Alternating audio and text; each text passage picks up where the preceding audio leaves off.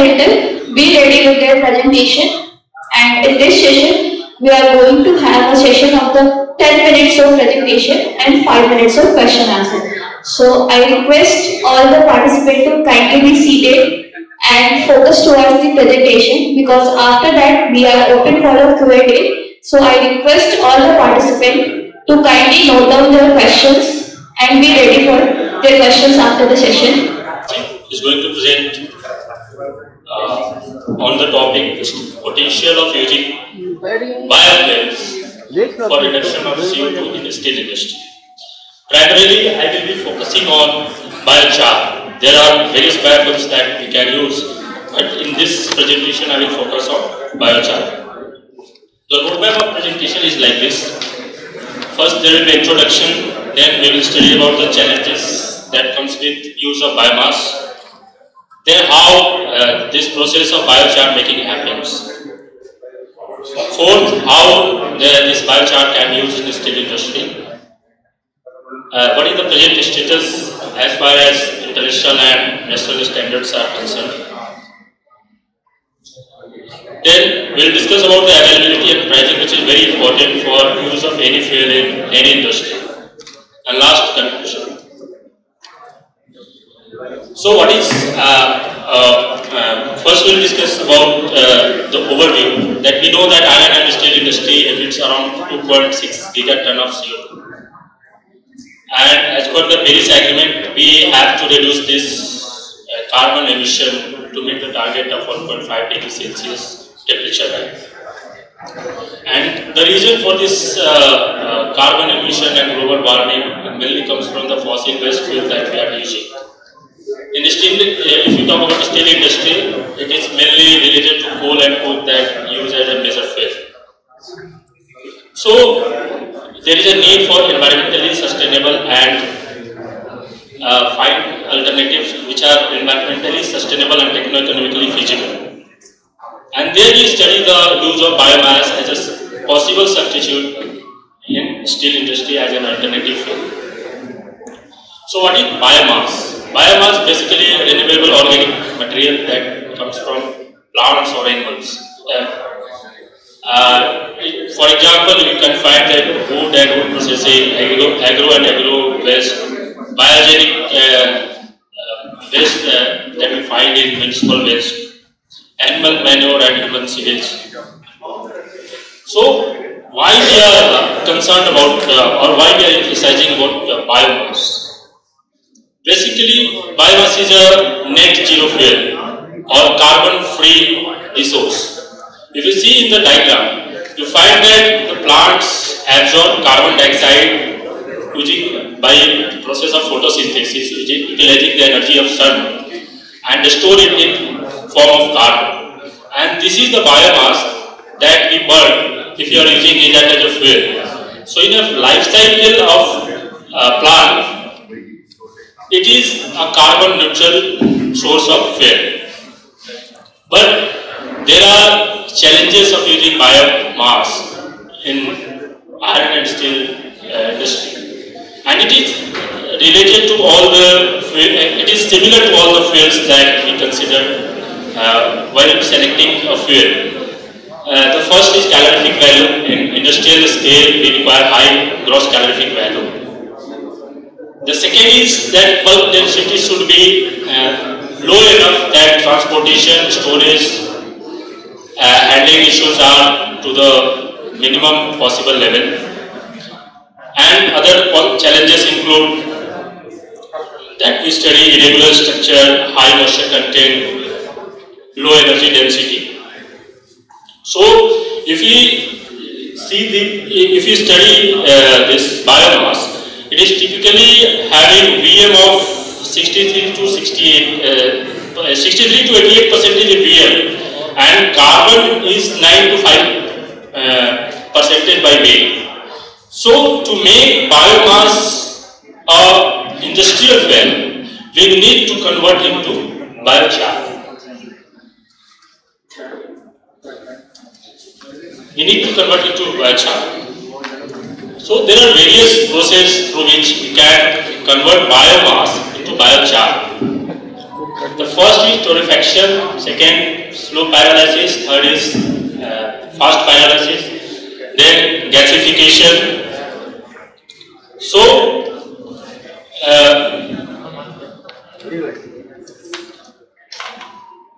this is more detailed format of various processes that we can utilize for conversion of biomass into biochar, and which are as per our name. The first is torrefaction, where we heat the biomass up to a temperature of 150 to 200 degrees Celsius. And all these processes will be done in the absence of air. The second is hydrotreatment of this biomass. Here the temperature is little bit higher, up to 200 degrees Celsius, but this method is more suitable for wet waste. So this is called hydrotreatment. The third is slow pyrolysis. Here the temperature that we heat it to is approx 600 degrees Celsius, and again in the absence of air. The next is fast pyrolysis. The difference between slow pyrolysis and fast pyrolysis is the degree of heating that we are doing. The temperature desired is again same. And the next is gasification. Here the biomass is converted into same gas, which is mainly carbon monoxide and CO2 and hydrogen. And the last, if we are heating it to 1400 degrees Celsius, it is completely combusted, which is not our goal. So, as per the literature study, it has been found that slow pyrolysis and biochar that we are getting from slow pyrolysis and torrefaction are suitable for use in iron and steel. Here we have done an analysis of raw material that we use for biochar. Various biomass that we are using here. The first is rubber wood char, wood pellet, corn straw, walnut shell. So the free carbon, you can see the free carbon is more than 80%. Walnut shell is 56%. This is a major concern for using as a fuel. In ultimate analysis, you are saying this. The VM of fuel, which is again a very important parameter, it comes out to 9.8 for wood char, for wood pellet is 11 and corn straw 30. S is again a parameter for selection of industrial fuel. So we find that this biochar based on different raw material has a different ash content. So these parameters, ash content, volatile material, moisture, are important for selection of biochar material. So why biochar? And these answers that we have discussed, that it is carbon neutral, that I discussed in first slide, that in a life cycle of raw material like bamboo, where we are talking, it is carbon neutral, and it can be partially used in coke making, sintering and blast furnace. So we are not talking about full replacement. So, and it will lead to significant CO2 reduction in the steel industry.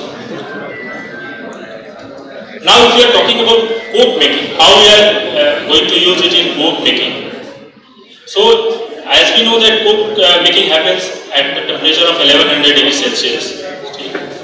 So the blade that is required for a good coke should have an ideal ash content, VM, free carbon, and the parameters of this biochar, which is mainly derived from bamboo, will be compared with what we desire in coke making.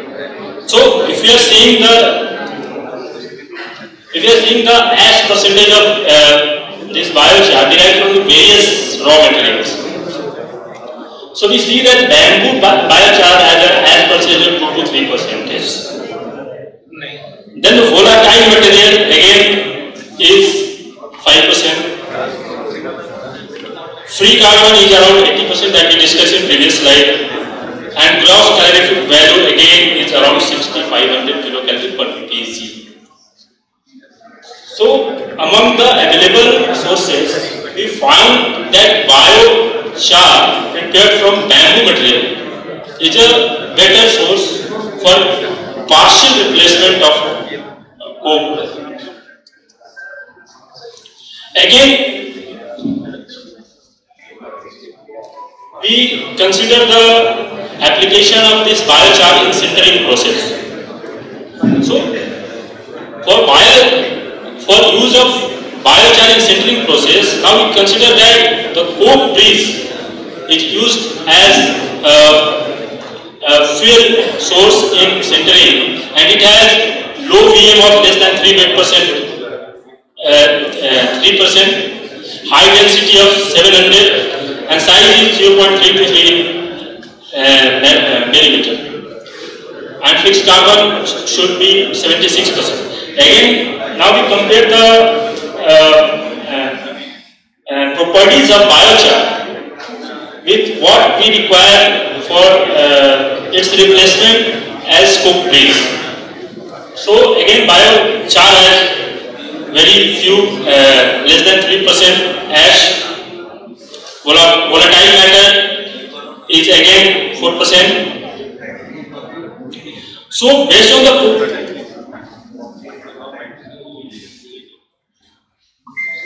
the properties that we are seeing, there is chance of 20% replacement of coke breeze in sintering process. That is the conclusion that we derived. And there is a calculation that if you are producing 11,000 ton of sinter, 20% replacement of coke breeze with biochar will require 150 ton per day of sinter. Now we consider in blast furnace. In blast furnace, we are considering biochar as a replacement of PCI. So again we compare the properties of biochar, and it is suitable to be used. So if we have to produce hot metal ton production 2000 per day, so it will require 100 ton per day of this biochar. So basically now it comes to the most addressing the elephant in the room, that is pricing. So there are various pricing standard of biochar, but in a nutshell it is costing around 25 kg, 25 rupees per kg. So per ton it is 25,000. So it looks costly, but if we consider the economy of scale, then it has a good use in steel industry. In present status, we are using the latest was done in PCI injection in Rourkela, that was done 3 to 4 days back. It is used in Belgium also, and it is used in Brazil also. So conclusion that biochar has a very good potential to partially replace coke in blast furnace, sinter, and coke making. That is my humble submission to everyone present here. Thank you very much.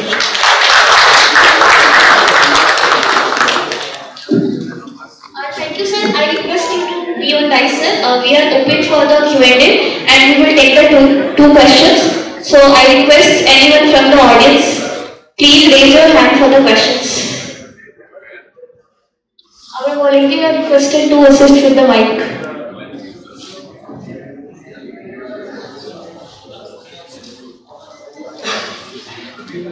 Anyone?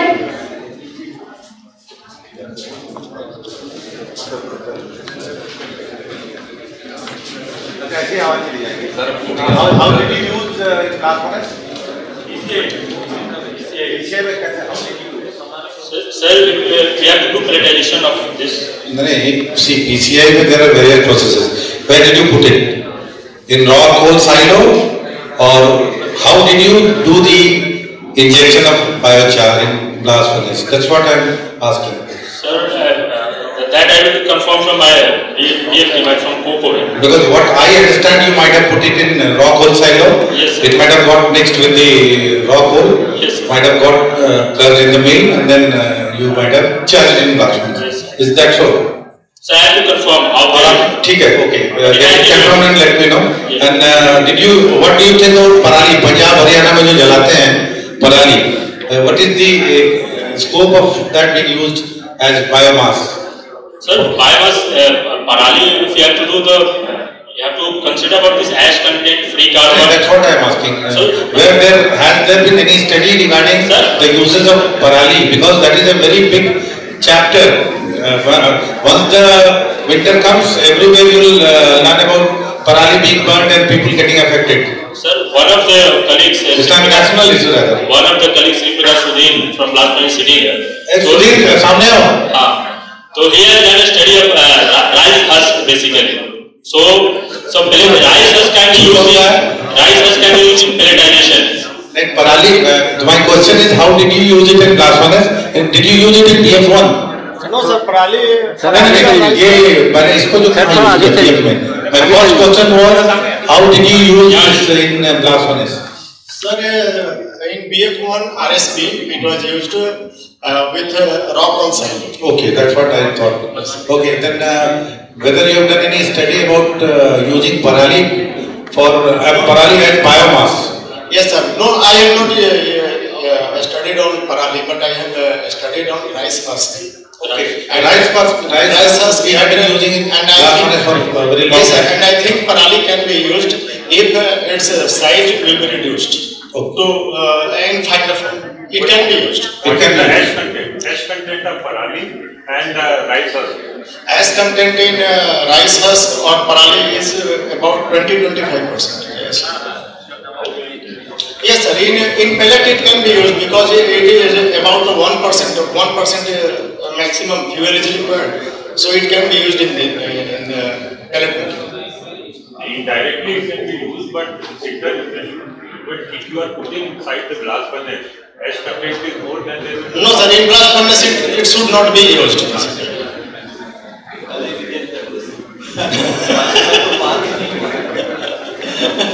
Yes, sir. How much it will cost? It has two distinct disadvantages. It has two distinct disadvantages for using in blast furnace. Number one is price, and number two is availability.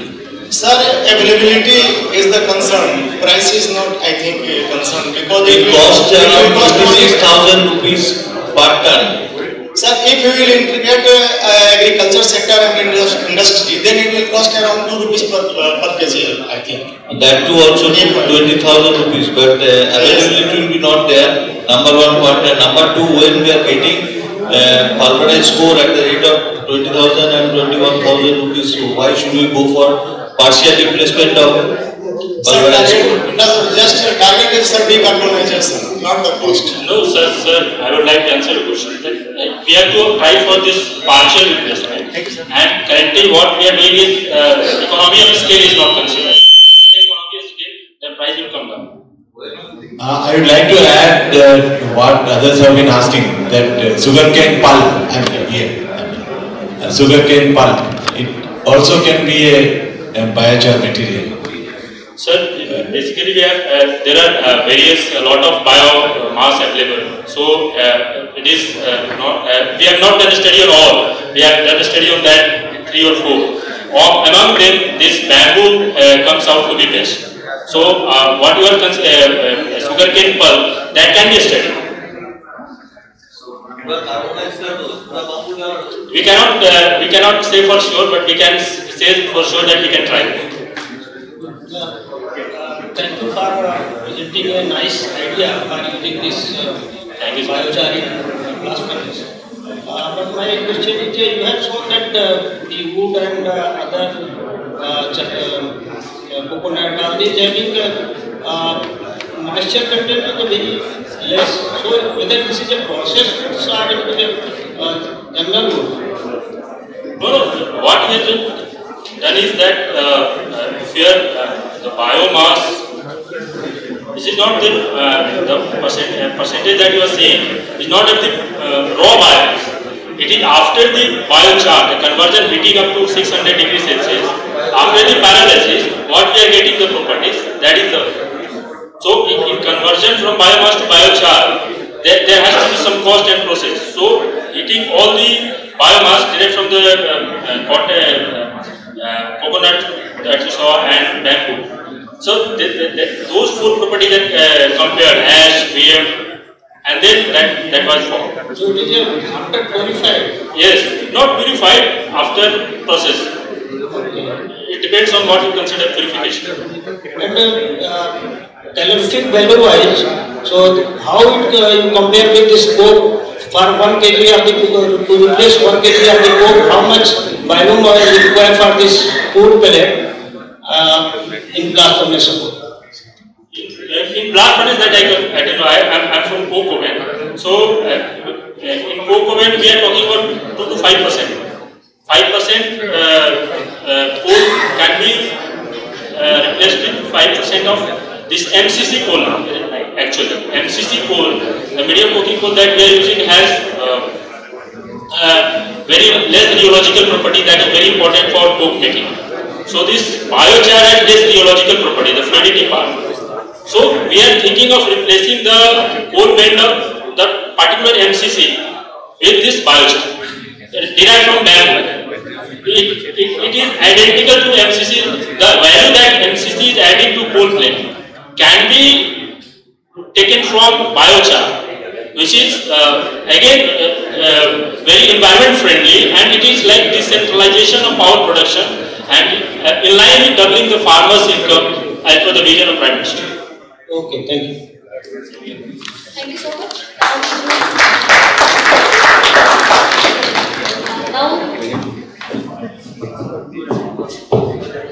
Now we move forward further, and I request Dr. Anil Kumar Chauri from Institute of Minerals and Materials Technology, Bhubaneswar, for his presentation.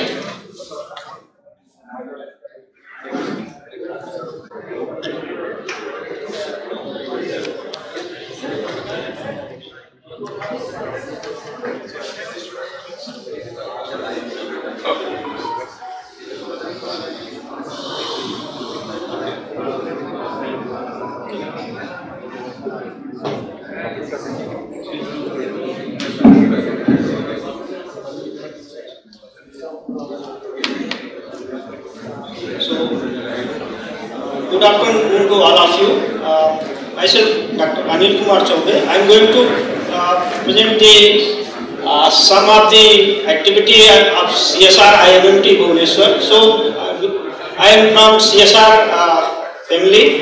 CSR is the largest public funded organization. CSR is a full name is a Council of Scientific and Industrial Research.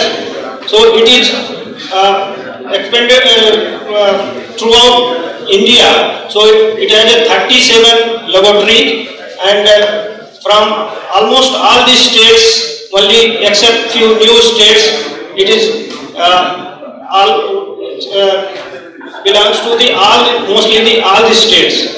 So, but CSR is in the all the sphere of life is working. It is in the minerals materials, it is also working in the environment area, it is also working in the aerospace, it is also in medical field, in leather, in infrastructure, civil, road, transport, in every area CSR is working. And CSR is also started before the independence in 1942. It started with 5 laboratories, and now it has a 37 laboratories. So, and CSR IMT is the one of the laboratory which is in full name is Institute of Minerals and Materials Technology, Bhubaneswar. So, it is also a coincidence that CSR IMT and Bhilai Steel Plant started in same year 1964. So, and it is an institute where we are expertise in different area, and like we have a basic research, industrial research, and also R&D problems with related to minerals and materials area.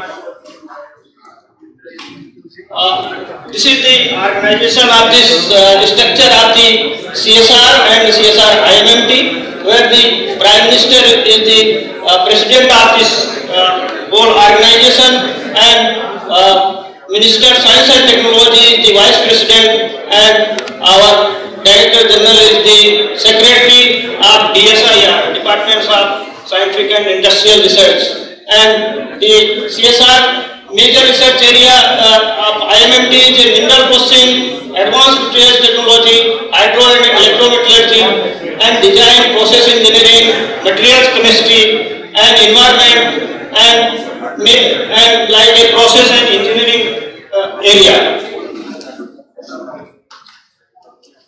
So, and this is the main advanced R&D at IMMT, where this is the main thrust area where we are working in industrial waste utilization, iron steel sector, non-ferrous sectors, and advanced and smart coatings, alloys and material development, and mostly our thrust area now is hydrogen based DRI, clean energy transition, coal gasification. These are these upcoming area where this CSR MMT, because of the centrally working in the minerals and materials for development of minerals and materials. So now in the area of decarbonization, we are working for how to use the hydrogen for DRI production, clean energy, and also coal gasification. So this is the thematic area basically where this CSR MMT and mostly CSR is working, like innovative research, strong and fundamental science, industry partnership, transnational research and capacity building, and we are also working the environment and assessment area.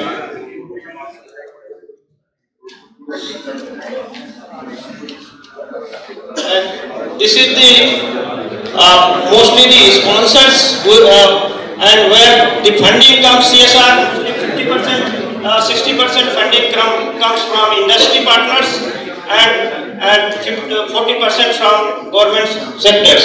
So these are the mostly the sponsoring agents industry. So mostly all the steel and mineral sectors industry are the partner where they are funding the different projects. SAIL and Rourkela Steel Plant, Jindal, almost the ferrous and non-ferrous industry, we are our customer to funding the projects in this area. So, apart from this, actually CSR have a lot of social activity work where this in the COVID time you must thanks to CSR. CSR has developed a molecule where in the vaccine was used with the Bharat Biotech, and it belongs to the all the people knowingly or unknowingly. CSR is inside all of us. So we should thanks to CSR for this local work. So now coming to the research part, where I am going to present on the direct production of hard cast iron from mining and industrial waste by thermal processing.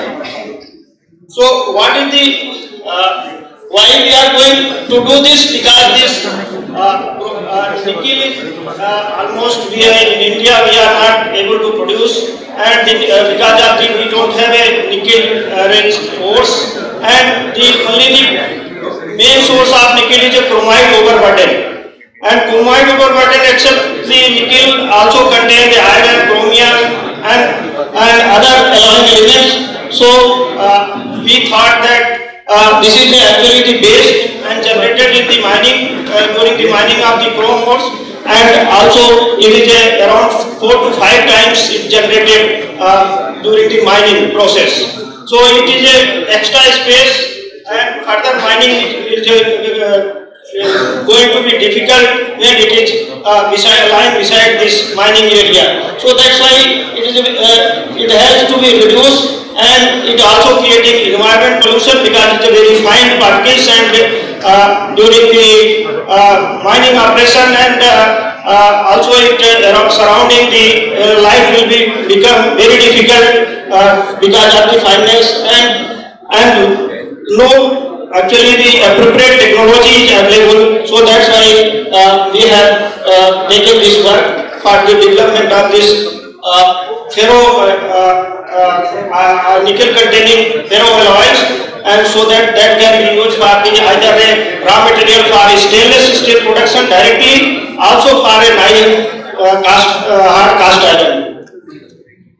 So what is the actually the novelty, because this ferroalloy generally produced by or stainless steel produced by a two-step process. First we are producing the ferroalloys, and then ferroalloys is used for this stainless steel production. Here in a single step process we can produce the directly ferroalloys, either stainless steel, either a hard cast iron, by using this fine waste bromide overburden for the which is a waste material. So this is the novelty, and also the we want to utilize this as a zero waste. Whatever we are using 5 to 6% in the ferroalloy or hard cast iron, rest is 95% is used for a cement industry, for making the cement either building and blocks material.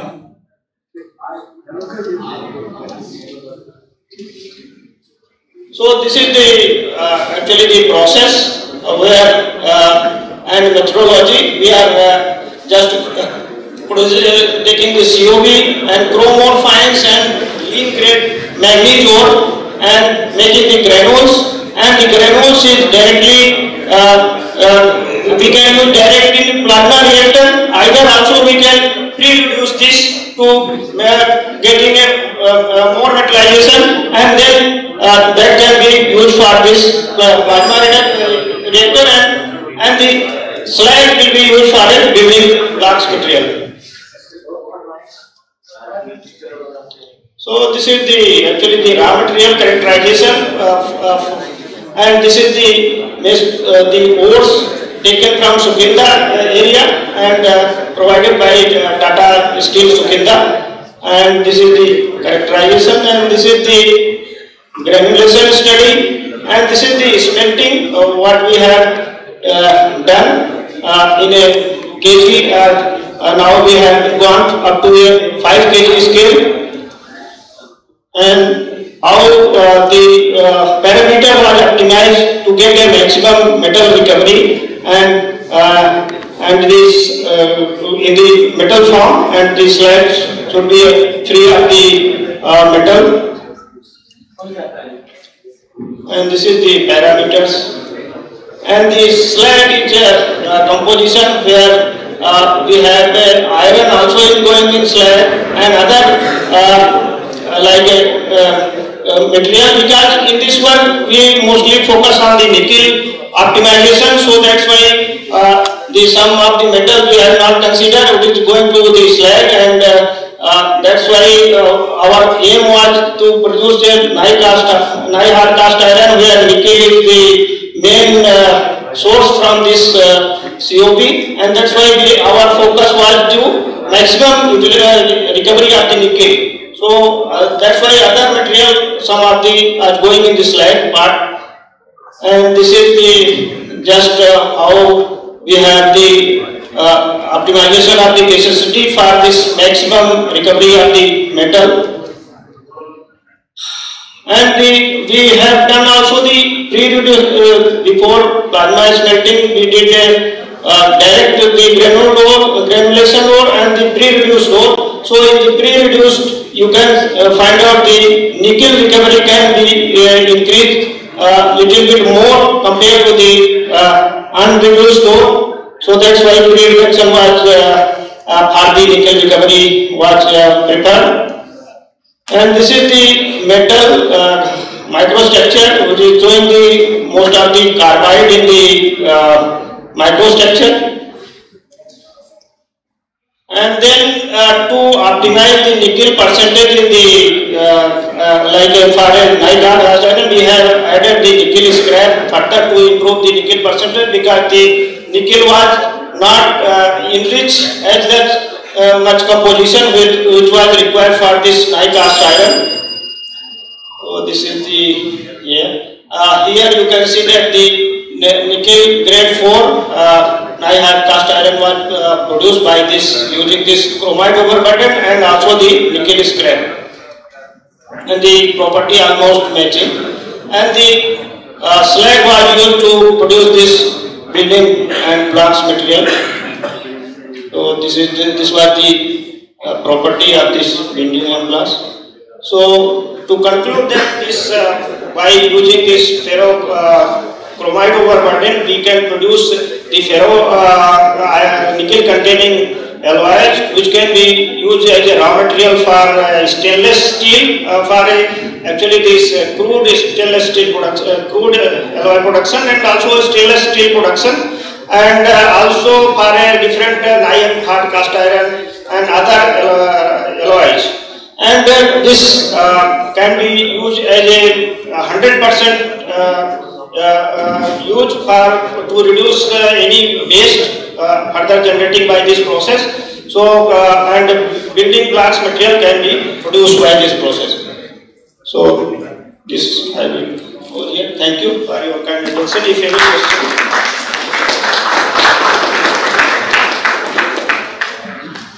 Thank you, sir. I request if anyone having any questions to please raise your hand. Any questions? Okay, we are having no questions. So, okay, we have one question. Please, be in the third one. Fourth.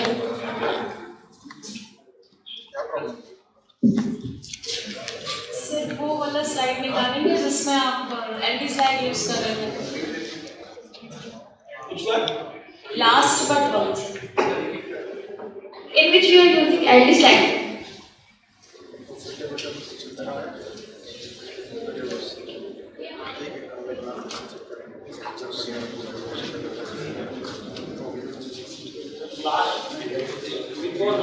Last before one.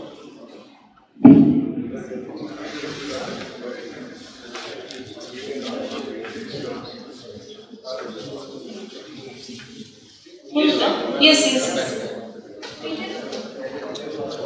Yes. Sir, so these are where you are using this, sir?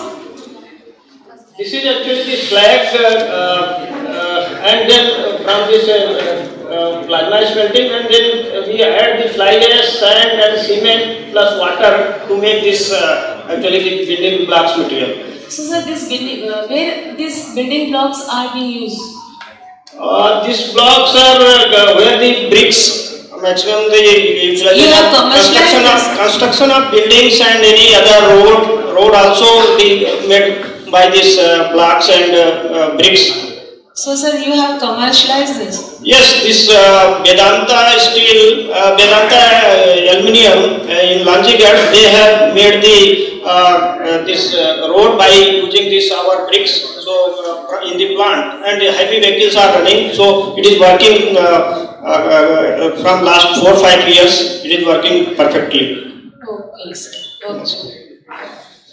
Sir, what is LD or blast furnace slag services? Yes.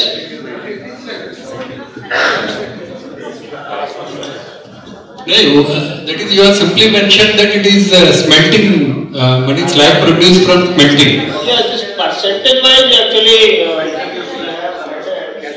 here this you can see the fly ash. Maximum we are adding fly ash, then slag, and then another ingredients in this one. Right, sir. I am interested in from where it has been procured. That is, melting means that is what is the source of this slag? Electric arc furnace, LD slag. This is the slag for we are from generating by the plasma smelting, which is also like a arc furnace. So in the plasma is created. Right. So this slag and metal we are separating, and the slag part we are using here to actually to make a zero waste technology for this from chromite overburden.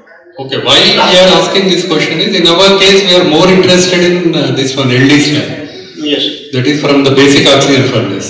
Yeah. So that composition wise, actually you can also modify the composition according to your requirement, and by adding the here actually all the base we are using to make this material. So that it can be all base can be utilized. So Okay, sir. Thank you. thanks. Thank you, sir.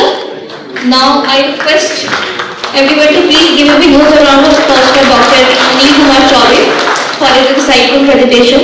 Now we move forward. We are having the next presentation again from the Institute of Minerals and Materials Technology, Bhubaneswar. I invite Dr. Rahul Kumar Soni for his presentation.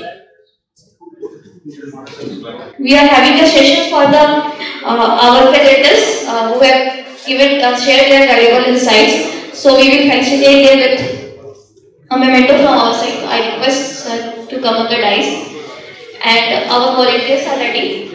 So first I invite Dr. Raj to please give a huge round of applause for our guest speaker for the today's session. They have shared a very insightful presentations.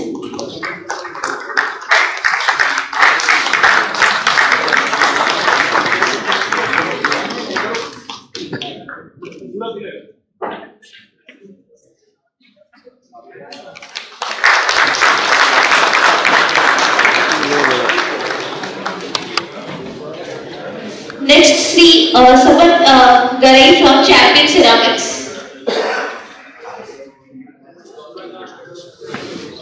He has shared his valuable insight, and his expertise and passion for the subject matter also evident throughout his presentations. So I request our gallery to please give a hand to him.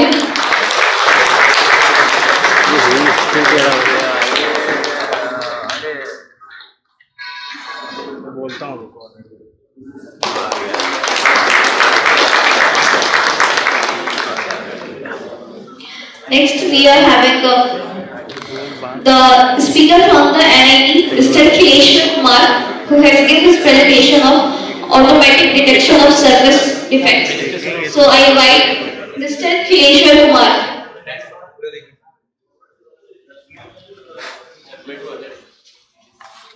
उनको पहनाने दो, हाँ उसके बाद आप ले लो, video चलेगा, video थोड़ा सा आगे पीछे होता है।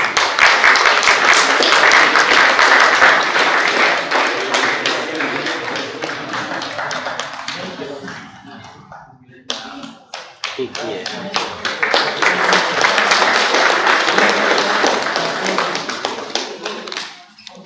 Mr. Ekra Sivangan from MECO.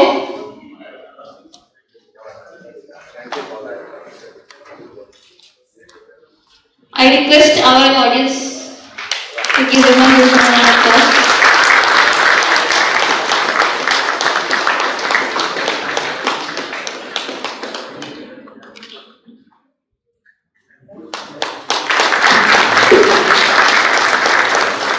Next we have the team from BSP and along with Ashish Mishra from NIT Raipur. He has shared a valuable insight on the study of shakedown characteristics of hydrated UGMs and modified with BO steel slag.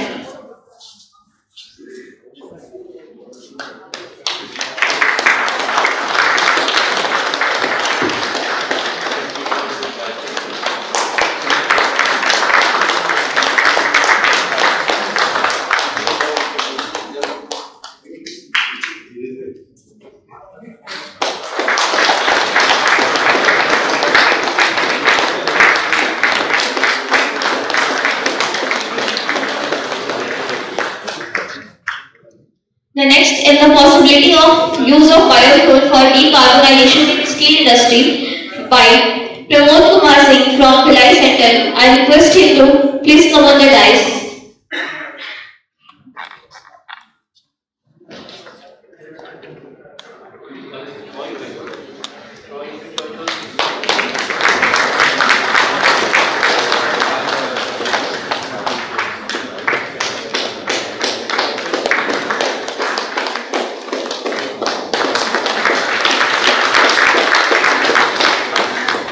Next from the Institute of Minerals and Materials Technology, Bhubaneswar, Dr. Anil Kumar Chaube sir. I request him to come on the dais.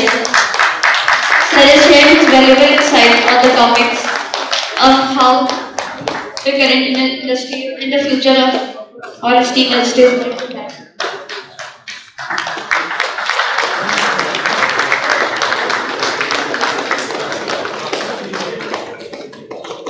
Next, Dr. Ram Kumar Soni sir. So, he is also from IIMT Bhubaneswar.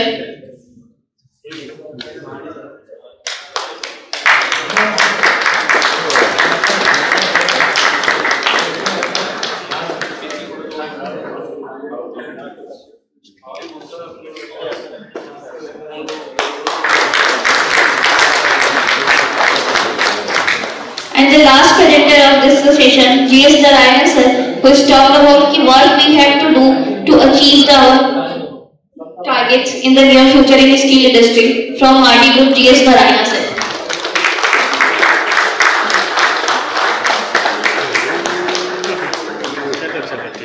Video है तो ऐसा लगेगा photo click मुड़ेंगे।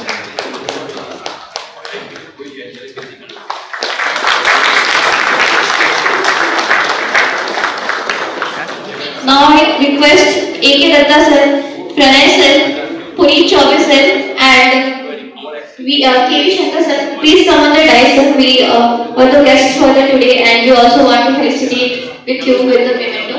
So I request kindly join Tapas Das sir on the dais.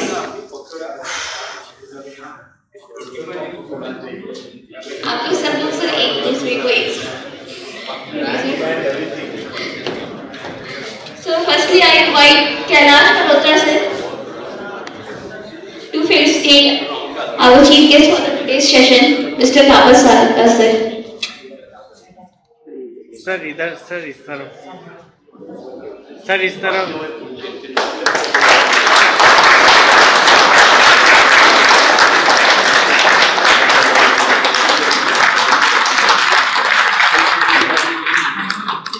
Second, I invite Mr. B.K. Yadav sir to felicitate the guest today, Mr. A.K. Datta sir.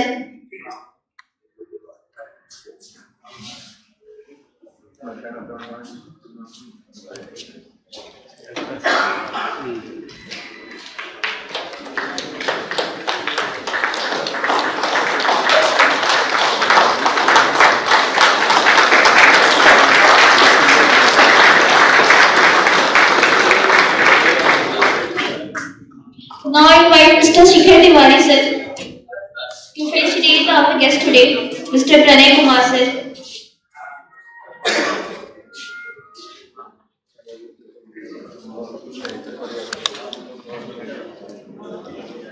Sir इस तरफ sir सामने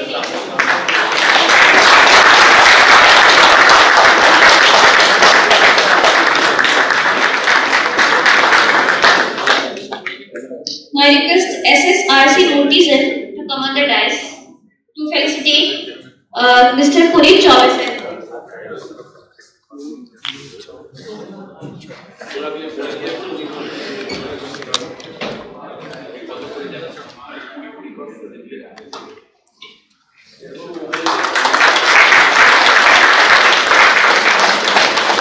sir इस तरफ देखिए sir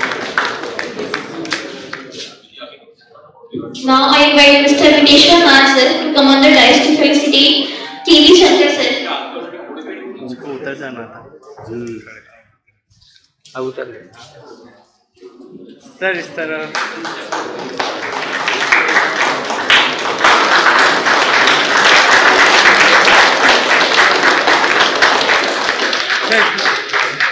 sir एक minute sir एक minute photo नहीं हुआ फोटो नहीं क्यों है Thank you so much to our esteemed chief guest and guest of honor today.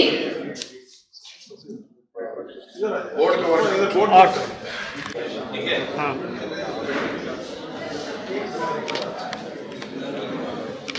Okay. I request all of them to kindly be seated.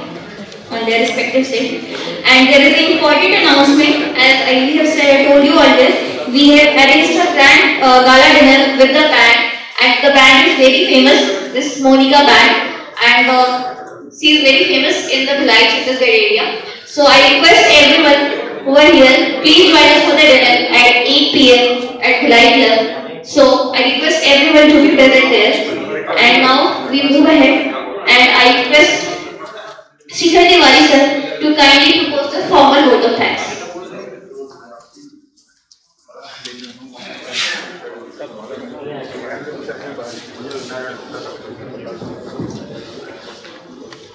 सभागार में उपस्थित सभी सम्मानीय प्रतिभागीगण और इस 2 दिवसीय कार्यक्रम जिसका समापन आज हम यहाँ पे कर रहे हैं, उसके सूत्रधार DIC सर श्री अनिर्बान दासगुप्ता और उनके जो मुख्य, मैं कार्यकर्ता शब्द का इस्तेमाल करूंगा क्योंकि तापस दासगुप्ता साहब को मैंने उस बोर्ड में देखा है, इन सभी के मैं प्रथम धन्यवाद दूंगा। उसके बाद Indian institute of metals, institution of engineers Bhilai, SAIL BSP की बिरादरी, ISR की टीम, इन सबके सहयोग से जो यह कार्यक्रम आयोजित हुआ है उसके लिए मैं उन सबको भी आभार व्यक्त करता हूँ। इस कार्यक्रम के आयोजन में बहुत सारे ऐसे चेहरे होते हैं जो शायद कोई देखता नहीं है, जानता नहीं है। सर्वप्रथम मैं टाउनशिप और LABR की टीम को मैं धन्यवाद देना चाहूंगा, जिन्होंने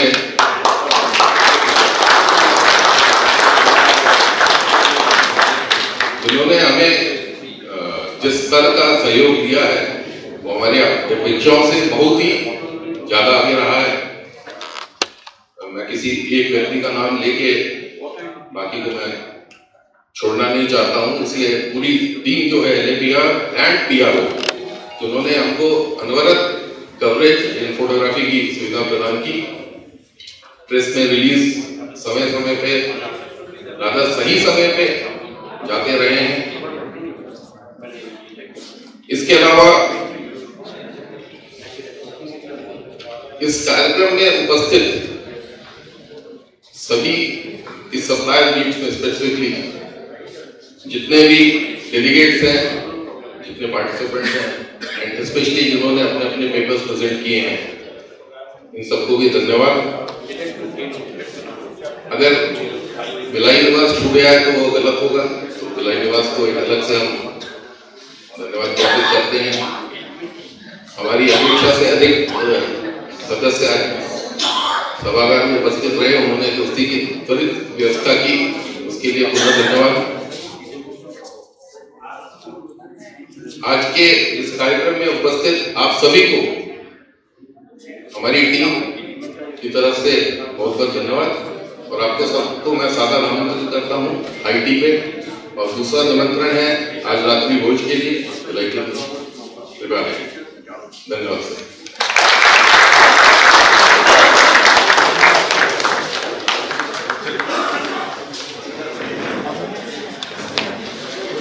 Thank you, sir.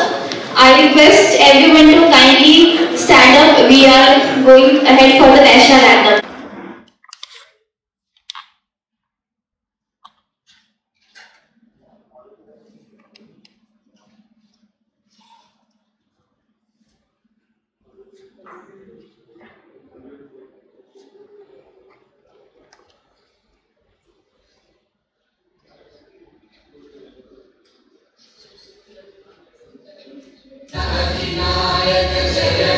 भारत भाग्य विधाता